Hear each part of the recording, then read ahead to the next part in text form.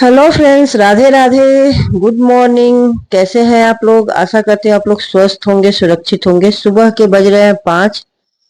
इस ठंड में तो जल्दी नींद खुलती नहीं है और उठने का तो बिल्कुल मन नहीं है, लेकिन फिर भी उठना ही पड़ेगा। तो मैं उठने के साथ साथ पहले एक गिलास गर्म पानी पी रही हूँ ताकि थोड़ा बॉडी में गर्माहट आए। फिर स्वेटर पहनूंगी। ठंड बहुत ज्यादा है, बाहर निकलने का मन बिल्कुल ही नहीं कर रहा है।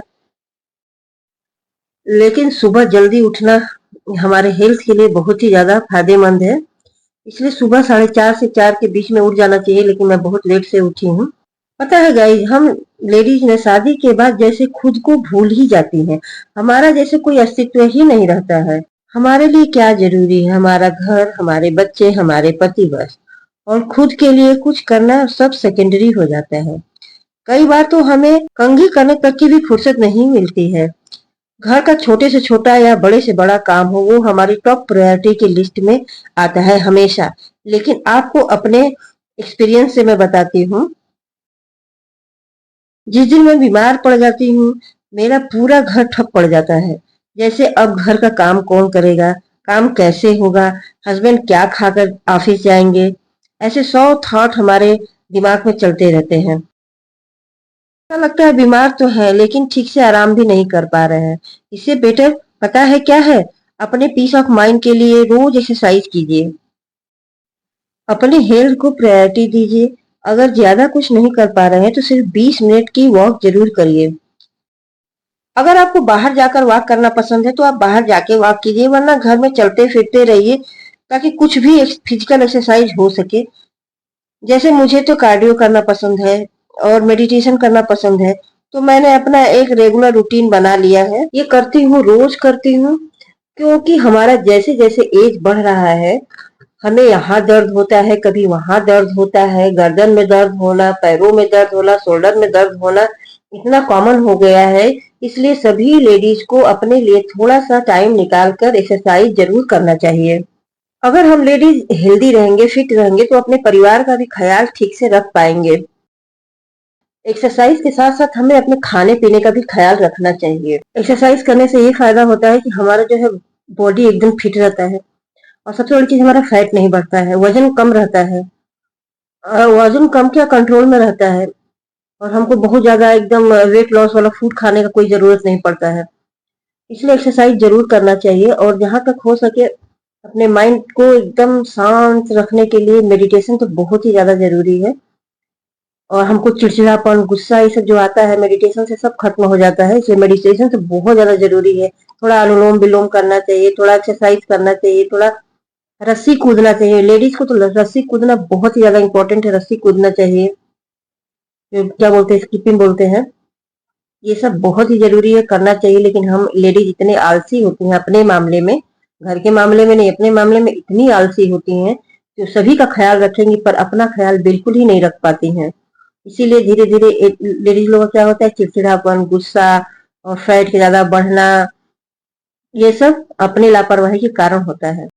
एक्सरसाइज के साथ साथ हमें अपने खाने का भी ख्याल रखना चाहिए। हम अपने बच्चे, अपने हस्बैंड के लिए ड्राई फ्रूट भिगो कर रखते हैं या उसका हलवा बनाते हैं, स्मूदी बनाते हैं, लेकिन अपने खाने के बारे में नहीं सोचते। लेकिन ये बिल्कुल गलत है।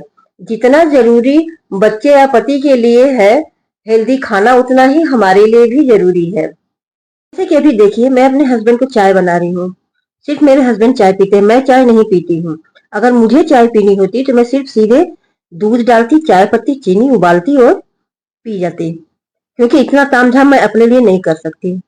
लेकिन वही हस्बैंड को पीना है तो कितना रच रच के मैं चाय बना रही हूँ। ख्याल रख रही हूँ कि सब कुछ प्रॉपर तरीके से पड़े चाय में, चाय स्वादिष्ट भी हो और हेल्दी भी हो। तो यही है लेडीज का आदत। अपने लिए वो कुछ भी नहीं करेंगी, लेकिन दूसरों का ख्याल बड़े अच्छे से रखेंगे। तो ये चाय लेकर मैं अपने हस्बैंड को देने जा रही हूँ।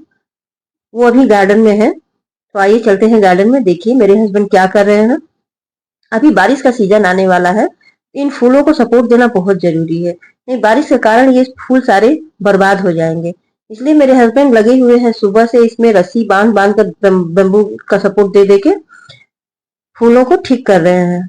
ये काम भी बहुत जरूरी है, क्योंकि हम इतने मेहनत से गार्डन तैयार करते हैं फूलों का, और इतना महंगा पौधा लेकर आते हैं। अगर उनका रख रखाव न करें अच्छे से तो ये फिर देखने लायक नहीं होंगे। ठंड तो बहुत ज्यादा है, ठंड में तो बिस्तर से बाहर निकलने का बिल्कुल मन नहीं करता है, लेकिन जो काम जरूरी है, इम्पोर्टेंट है, उसको तो करना बहुत जरूरी, चाहे सर्द हो चाहे गर्म हो, वो तो करना पड़ेगा। तो इनको मैं इनका काम करने देती हूँ, चलती हूँ मैं अपने काम पे, क्योंकि ये तो अपना काम करेंगे और फटाफट रेडी होंगे, ऑफिस चले जाएंगे, मुझे तो हजारों काम है। तो मैं आती हूँ अब किचन में, किचन में जाकर मैं देखती हूँ क्या मुझे करना है। तो इधर मैं हलवा बनाने का कोशिश कर रही हूँ कि जल्दी जल्दी हलवा बना कर रेडी कर लूँ, फिर उसके बाद में ब्रेकफास्ट बनाऊं। ये ड्राई फ्रूट का हलवा है, जो हम लोग जरूर बनाकर खाते हैं और सभी को खाना चाहिए। इधर ये हमारे गार्डन का लौकी और पालक है, उसी का मैं एकदम सिंपल तरीके से सब्जी बना रही हूँ, जो बहुत टेस्टी होती है। और मैं फिर से आ गई गार्डन में, क्योंकि मुझे कुछ सब्जी चाहिए थी लंच के लिए। दोपहर में जो मेरा खाना बनेगा वो मैं सोच रही हूँ कि कुछ हेल्दी और टेस्टी हो, जो मैं कैबेज का ही सब्जी बनाऊंगी।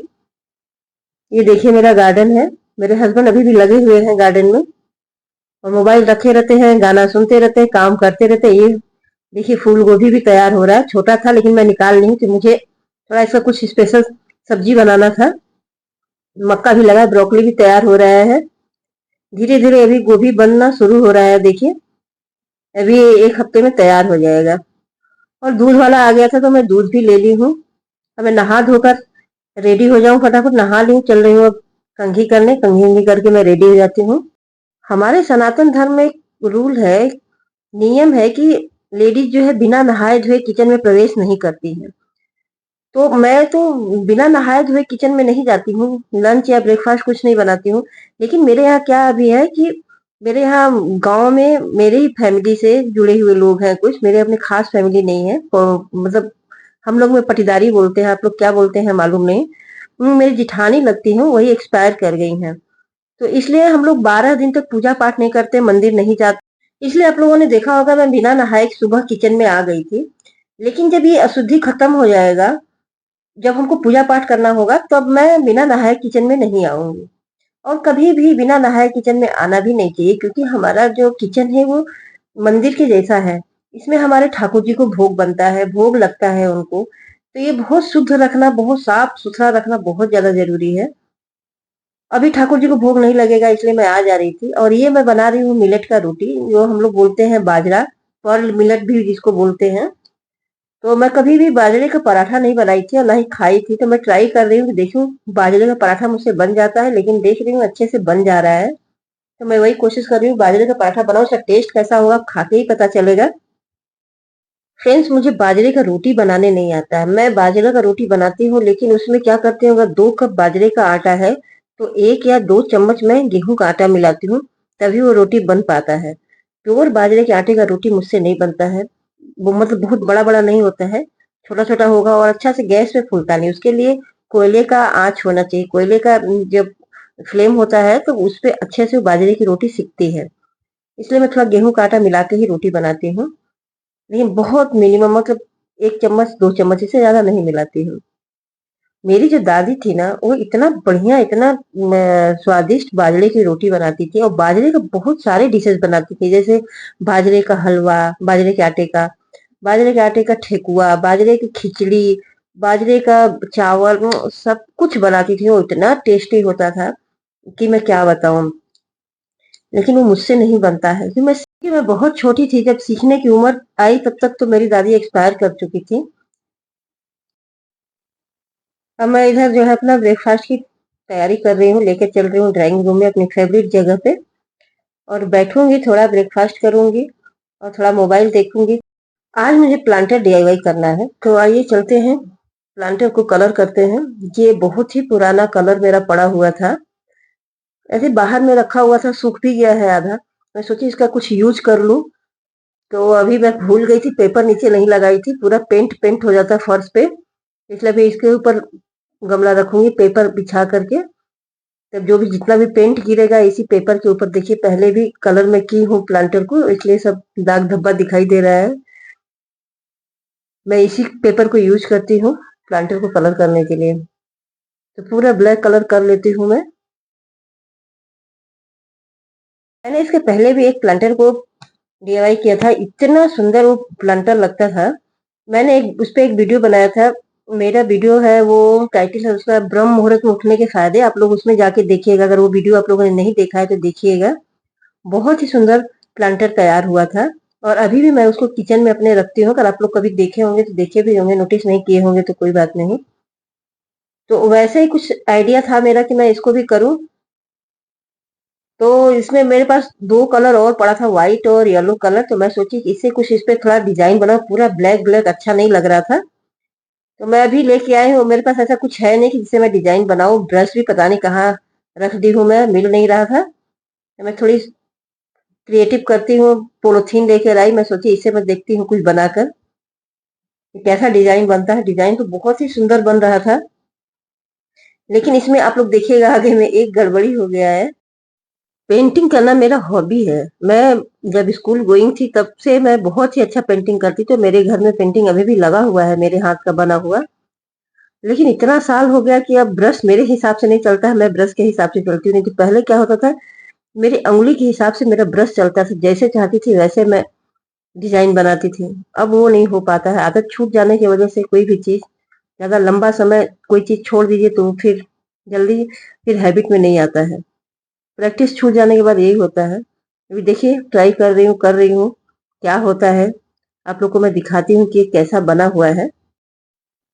अब इसके बाद मेरे पास येलो कलर है, मैं उससे ट्राई करती हूँ, क्योंकि सिर्फ व्हाइट अच्छा नहीं लग रहा है। इसमें दो कलर होने से, दो तीन कलर होने से ज्यादा अच्छा लगेगा। ऐसा ही मैंने पोलोथीन से डिजाइन बनाने वाला पहली बार ट्राई किया है। इसके पहले मैंने कभी भी ऐसे नहीं किया था। तो देखती हूँ ये कैसा बनता है, क्या होता है। अगर अच्छा हुआ तो ठीक, नहीं हुआ तो फिर नेक्स्ट टाइम कुछ और अलग ट्राई करूंगी। अब हो गया है। अब जितना ये पेंट का डिब्बा है सबको बंद करके मैं साइड में रख देती हूँ, क्योंकि और सारे गमले को पेंट करने हैं। और हाथ से पूरा पेंट पेंट लग गया है। एक तो पेंट, ये पेंट है लकड़ी दरवाजा में करने वाला पेंट है। तो देखिए फ्रेंड्स, ये डिजाइन कैसा लगा मुझे कमेंट करके जरूर बताइएगा। अच्छा लगेगा तो भी बताइएगा, खराब लगा है, नहीं पसंद आया तो भी बताइएगा, लेकिन कमेंट जरूर करिएगा कि मेरा ये आइडिया कैसा लगा और मैंने फर्स्ट टाइम ट्राई किया है तो कैसा लगा। और ये सब डहलिया हमने पॉट में लगा कर रखा है। इस प्लांटर को भी मुझे ये कलर करना है, सॉरी प्लांटर को भी कलर करना है। तो पहले मैं इसमें थोड़ा पानी दे देती हूँ, फिर उसके बाद में ये सारे प्लांटर को मैं वॉश करूंगी, वॉश करके रख दूंगी। थोड़ा सूख जाने के बाद में पेंट करूंगी। नेक्स्ट ब्लॉग में दिखाऊंगी कि ये सारे प्लांटर को मैंने कैसे कलर किया, क्या डिजाइन बनाया है। तो फिर मिलते हैं एक नए ब्लॉग में, तब तक के लिए बाय बाय।